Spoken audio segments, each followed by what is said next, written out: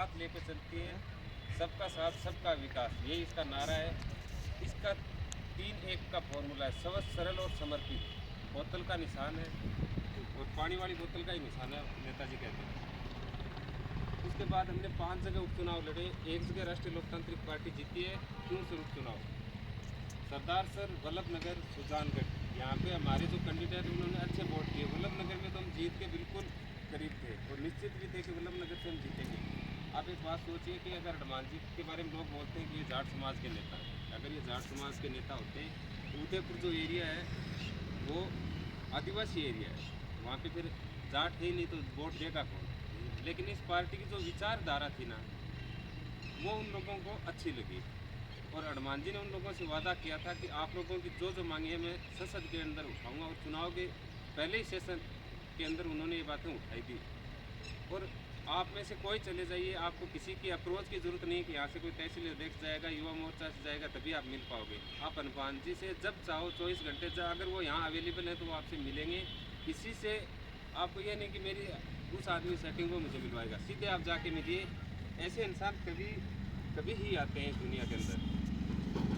जो आदमी सुबह 9 बजे से लेकर और रात को 3 बजे तक सिर्फ युवा, किसान, मजदूर और इस प्रदेश के बारे में सोचता है, सबसे पहले जो मांग उठाता है लोकसभा के अंदर, आप जो भी मांग लेके चलाए जाइए, आपकी जो कोई भी कंडीशन हो एरिया की, वो उठा देंगे।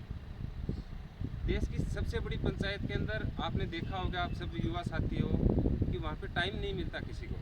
वहाँ पे फिक्स टाइम होता है तो लोग उसके अंदर नमस्कार, हाँ हाजिर के अंदर ही टाइम निकाल देते, बाकी बोलते नहीं। अपने सांसद साहब भी नहीं बोलते, कभी कभार ही बोलते दिखते हैं। हनुमान जी बेनीवाल का एक रिकॉर्ड है कि पिछले 3 साल के अंदर वो जो टॉप 10 सांसद आते हैं उनके अंदर हमारे हनुमान जी बेनीवाल का भी नाम है। तो ये हमारे लिए गर्व की बात है कि हम जिस लीडर के पीछे हैं, या जो लीडर हमारा नेतृत्व कर रहा है, वो इस देश के अंदर 500 से ज़्यादा जो संसद के सदस्य हैं उनके अंदर 10 नंबर पे आना बहुत बड़ी बात है। इस बार तो वो टॉप 5 के अंदर हैं, 2022 की जो लास्ट रैंक आई थी, तो ये हमारे लिए बहुत अच्छी बात है। सरदार सर उपचुनाव आपने देखा होगा, 48,000 वोट हम लेके आए।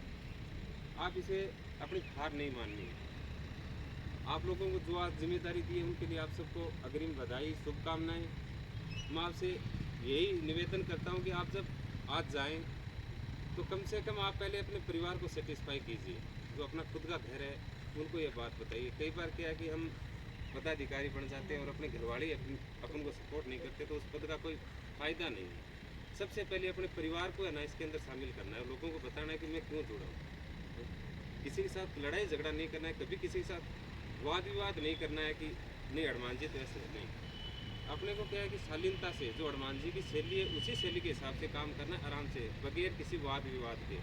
कभी किसी चीज़ के अंदर कटाक्ष नहीं करना है, व्यंग्य नहीं करना है। पार्टी परिवार के लिए काम करना है। आप अगर पार्टी परिवार के लिए काम कर रहे हो तो आपको ज़रूरी नहीं कि हनुमान जी बेनीवाल से आप मिलते हो तभी जाने। अगर आप अपने एरिया के अंदर काम करोगे तो उनके पास खुद ब खुद सूचना पहुंच जाएगी कि उनका कार्यकर्ता किस प्रकार का कार्य कर रहा है, और वो खुद ब खुद आपको बुला लेगा एक दिन, या फिर जब वो आएंगे चूरू के अंदर तो आपसे मिलेंगे। रही बात हनुमान जी बेनीवाल के बारे में, अब सब ये सोचते हैं कि मैं मिलूं, तो अभी जो टाइम है वो सेल्फी वाला टाइम नहीं है। तो आप लोगों से एक ही निवेदन है कि आगामी कुछ ही दिनों के अंदर चूरू के अंदर महारैली की घोषणा होने वाली है, तो अपन लोगों को है ना कैमरा से बचना है। अपन लोगों को क्या है, ग्राउंड के अंदर काम करना है। ये नहीं कि उनके साथ सेल्फी पोस्ट करते और अपना काम खत्म, नहीं। हनुमान जी बेनीवाल से अगर आप सेल्फी लेना चाहते हैं तो शाम के समय वो फ्री मिलेंगे, सुबह मिलेंगे, आप लीजिए। लेकिन भीड़ के अंदर अपन लोगों को, नए लोगों को उनसे मिलवाना है, हम नहीं मिलेंगे। तो एक बात ये आप ध्यान रखिए और पार्टी के लिए काम कीजिए। समय अब थोड़ा ही कम बचा है। आप कभी ये मत सोचिए कि इस राजगढ़ तहसील के अंदर कोई आदमी नहीं है, अपने वोट नहीं आएंगे, अपन कम है। कम नहीं है, सरदार सर के अंदर कोई नहीं था, आपको पता था, ठीक है। 2018 के चुनाव के अंदर 8,000 वोट आए थे और 2022 के उपचुनाव के अंदर हम 48,000 वोट लेके आए। एक गर्व और फिक्र की बात है, एक अकेला लड़ाका था जिसके सामने एक पूरा सरकार था, एक सिस्टम था, उसके सामने 48,000 वोट बहुत ज़्यादा होते हैं। और निश्चित रूप से 2023 के अंदर सरदार सर और सुजानगढ़ हमारी जो जिताऊ सीट होंगी सादुलपुर के लिए। यहाँ आप काम कीजिए, यहाँ पे अच्छे कार्यकर्ता बनना है अपन को, ठीक है। और मैं यहाँ से जो आज युवा मोर्चा के अंदर जो नए आए हैं उनका मैं स्वागत करता हूँ। उनसे एक ही निवेदन है, अपनी जो कार्यकारिणी है संपूर्ण गठन कीजिए, अलग अलग एरिया से कीजिए। वार्ड अध्यक्ष कभी ये मत सोचना कि ये पद छोटा है, वार्ड अध्यक्ष का पद सबसे ज़्यादा मजबूत होता है। अगर पार्टी वार्ड के अंदर मजबूत है ना तो हर जगह मजबूत होती है, ये बात याद रखना, ठीक है। अगर हम वार्ड के अंदर अपनी पहुंच है ना तो हर जगह हमारी पहुंच है, ठीक है। तो वार्ड अध्यक्ष सबसे बड़ा होता है इस पार्टी के अंदर, वो उसकी जान होता है, वो उसकी ब्लड होता है वो।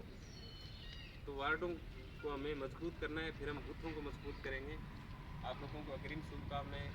अनूप भाई साहब को बहुत बहुत धन्यवाद कि उन्होंने आज पार्टी मीटिंग का आयोजन किया।